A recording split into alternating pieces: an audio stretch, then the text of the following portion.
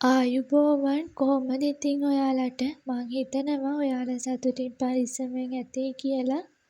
එහෙනම් ඉතින් අදත් වෙනදා වගේම ගමේ හැදෙන රසවත් කෑමක් තමයි ගෙනල්ලා තියෙන්නේ.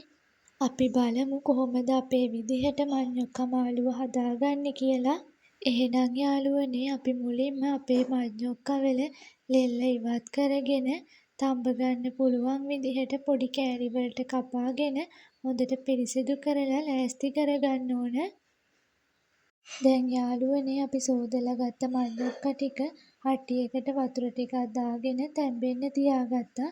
ඒකට අපි ලුණු ටිකකුත් එකතු කරගත්තා. දැන් යාළුවනේ අපේ මඤ්ඤොක්කා කරියට ඕන කරන රතු ලුණු ගෙඩි දෙකක් කොච්චි කරලක් පොඩියට කපාගෙන තියෙනවා. ඒ වගේම කලමිංච ටිකකුත් ලෑස්ති කරගත්තා. අපේ මඤ්ඤොක්කා ටික නම් දැන් හොඳට තැම්බිලා. දැන් අපිට පුළුවන් වතුර ටික එහෙම පෙරලා අයින් කරගන්න.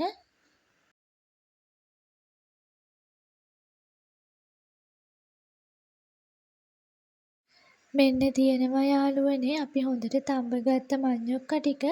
දැන් අපිට පුළුවන් මේකට මිරිස් කුඩු එකතු කරගන්න. පහේ කුඩු ටිකකුත් එකතු කරගන්නවා. දැන් අපි කහ ටිකකුත් එකතු කරගන්නවා.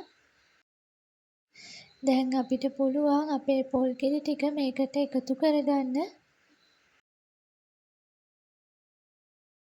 දැන් අපි පොඩියට කපලා තියාගත්ත කොච්චි, ලුණු, කරමිංචා ඒ ටිකත් එකතු කරගන්නවා.